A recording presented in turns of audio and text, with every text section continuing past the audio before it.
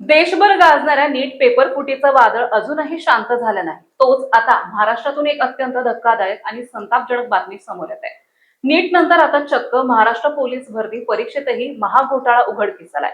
आणि सर्वात चक्रावून टाकणारी बाब म्हणजे ज्यांच्या खांद्यावर भरतीची जबाबदारी होती तोच भरती प्रमुख या संपूर्ण घोटाळ्याचा मुख्य सूत्रधार निघालाय.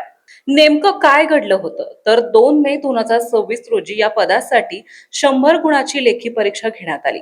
पण या परीक्षेत एक अजब आणि संशयास्पद प्रकार समोर आलाय.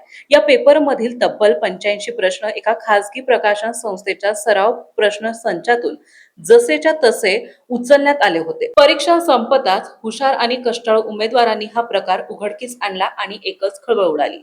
हा प्रकार समोर आल्यानंतर वरिष्ठ पातळीवरून तातडीने चौकशीचे आदेश देण्यात आले आणि या प्राथमिक चौकशीत जो खुलासा झाला त्याने पोलीस दलांसह संपूर्ण महाराष्ट्र हादरलंय.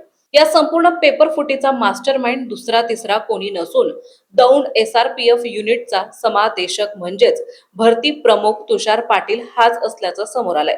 रक्षकच भक्षक बनल्याचं या चौकशीत स्पष्ट झालं असून या प्राथमिक चौकशीचा अहवाल आता थेट राज्याच्या पोलीस महासंचालकाकडे पाठवण्यात आलाय.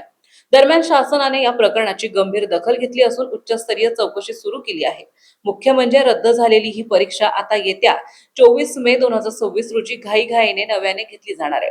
पण उमेदवारांची मागणी आहे की लाखो तरुणांच्या भविष्याशी खेळणाऱ्या या रॅकेटचा मुळाशी जाण्यासाठी संपूर्ण प्रकरणाचा तपास CID कडे सोपवण्यात यावा. नीट नंतर आता पोलीस भरतीतला हा घोटाळा उघड झाल्यामुळे संपूर्ण परीक्षा व्यवस्थेवरच आता गंभीर प्रश्नचिन्ह निर्माण झालंय.